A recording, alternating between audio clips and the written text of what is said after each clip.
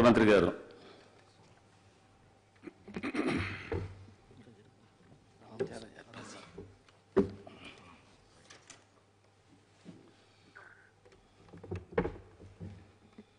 Honourable deputy speaker sir, ఈరోజు మీరు మన శాసనసభ ఉపసభాపతిగా ఎన్నిక కావడం నాకు వ్యక్తిగతంగా చాలా ఆనందాన్ని సంతోషాన్ని కలిగిస్తూ ఉంది.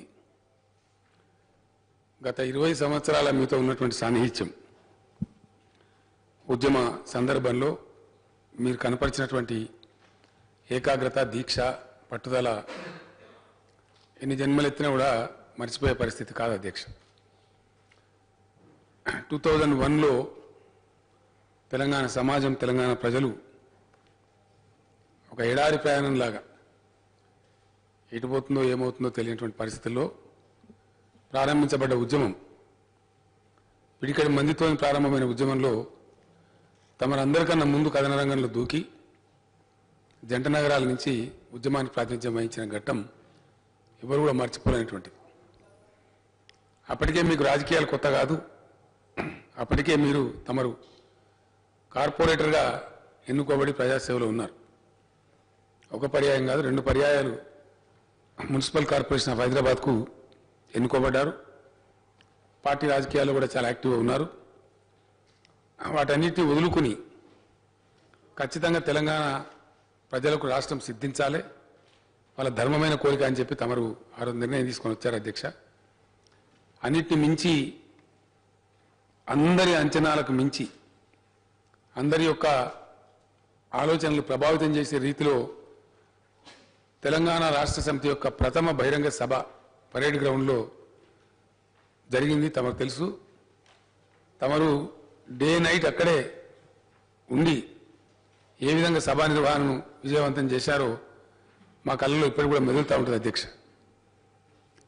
రాత్రి 1 గంట వరకు, 2 వరకు అక్కడే ఉండి, కొత్త పార్టీ అయినా కొత్త సంస్థ అయినా చాలా కష్టపడి ఆ సభను అన్ని విధాలుగా విజయవంతం చేయడానికి, తద్వారా తెలంగాణ ఉద్యమం వైపు దేశం దృష్టిని ఆకర్షించడానికి చేసినటువంటి ప్రయత్నంలో తమరు పడ్డటువంటి కష్టం ఏ రోజు కూడా తెలంగాణ ప్రజలు మరవరు.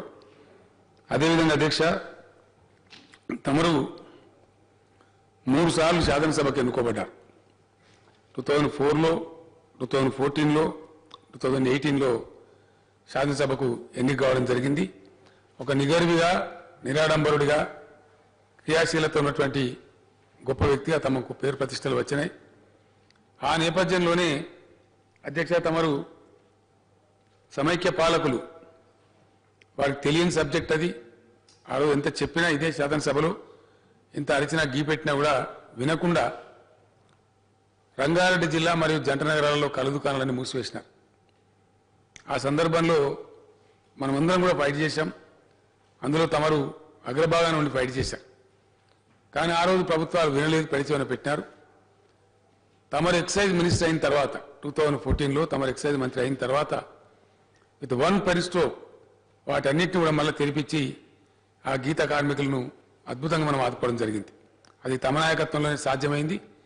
తమరు కూడా అదే సామాజిక వర్గానికి చెందినవారు కాబట్టి ఆ బాధ సమగ్రంగా తమకు తెలుసు కాబట్టి క్యాబినెట్లో కూడా మీరు అందరి మినిస్టర్లకు చెప్పి, ఒప్పించి, చర్చించి ఏకగ్రీవంగా మనం తీర్మానం పాస్ చేసి ఆ రోజు అవన్నీ కూడా రివైవ్ చేసినాం. తద్వారా దీనికి సంబంధించి చాలా మందికి తెలియదు అధ్యక్ష.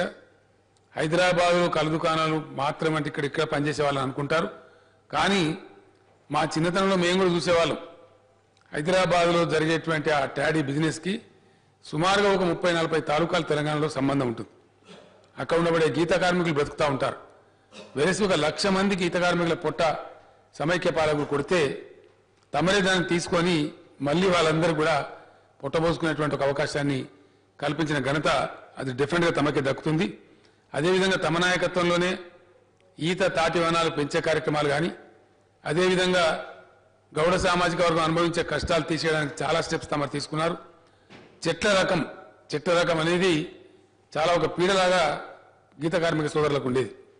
కానీ తమ నాయకత్వంలో, తమ ఆధ్వర్యంలో తాము ఎక్సైజ్ శాఖ మంత్రిగా ఉన్నప్పుడు ఆ చెట్ల పన్నును కూడా శాశ్వతంగా రద్దు చేసిన ఘనత తమకు, తమ ద్వారా తెలంగాణ ప్రభుత్వానికి దక్కిందని సందర్భంగా నేను మనవి చేస్తూ ఉన్నాను.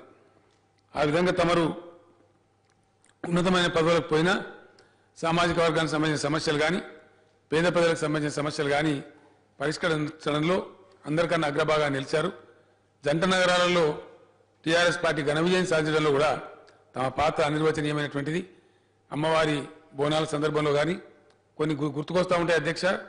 గత 20 ఏళ్లలో కనీసం 14 సంవత్సరాలు 15 సంవత్సరాలు నేను ఎక్కడో బయట ఉన్నప్పుడు తప్ప మాంకాలమ్మ సికింద్రాబాద్ మాంకాలమ్మ బోనాలంటే మేమందరం నాతో పాటు చాలా మంది ఇక్కడ మిత్రులందరూ కూడా పద్మనాభ గారినే భోజనం అనేది నిర్ణయం ఉంటుంది అధ్యక్ష. తమరంత అథారిటీగా చెప్తారు, అంత ప్రేమతో పిలుస్తారు. పద్మనాభ సాబ్ ఇంటికోకపోతే ఊకుంటారా, మనం అది పోవాల్సిందే కదా అంటే ఒక రాజ్యాంగవిహితమైన డ్యూటీ లాగా మిత్రులు తమకుండే సహచరులందరూ కూడా మాంకాలమ్మ బోనం అనగానే ఆ రోజు భోజనం ఎట్లాగూ అమ్మవారి దర్శనం తర్వాత పద్మనాభ గారి దర్శనం వారింటికాడనే భోజనం అనే పద్ధతిలో మాకందరికి అలవాటైంది అధ్యక్ష. ఏమైనా మిస్ అయితేనే మేము గిల్టీ ఫీల్ అయ్యేది, మళ్ళీ తమరికి చెప్పేది అంటే అంత ఆప్యాయంగా అంత ప్రేమభావంతో అంత అథారిటీగా ఆ ప్రేమను వెలిపించడంలో కూడా తమరు చూపించేటువంటి ఆ అథారిటీ ఆ విధంగా ఉంటుంది అధ్యక్ష. ఈవెన్ తమ నియోజకవర్గం ప్రజలను కూడా తమరు సంబోధించే పద్ధతులు కానీ పాత తెలంగాణ పద్ధతులు పాత తెలంగాణ కలోక్పిలో ప్రజలతో ఉండే ఆ సాన్నిహిత్యం వృద్ధ మహిళలను కానీ మరొకరిని కానీ ముస్లిం సోదరులను కానీ చాలా ఆప్యాయతతో చాలా ప్రేమతో తమరు పిలిచేటువంటి పద్ధతి కూడా చాలా మందికి ఆకట్టుకుంటూ ఉంటుంది. ప్రజా జీవితంలో అటువంటి పద్ధతులు అవలంబించడం ద్వారా చాలా గొప్ప పేరు ప్రఖ్యాతి సంపాదించుకోవచ్చును, ఎన్నికల్లో అద్భుతమైన విజయాలు సాధించవచ్చును అని చెప్పి తమరు తమ రాజకీయ జీవితంలో నిరూపించినారు. అది మాకందరికి కూడా ఆదర్శం. మరి ముఖ్యంగా యువ శాసనసభ్యులకు చాలా ఆదర్శం. ఏ రోజు కూడా తమకు పదవి వచ్చినా రాకున్నా, కొన్నిసార్లు గెలిచినా కొన్నిసార్లు ఓటమి పాలైనా తమ యొక్క ఆ నిగర్వితను కానీ ఆ యొక్క గొప్పతనాన్ని కానీ తమ ఏనాడు కోల్పోలేదు అధ్యక్ష.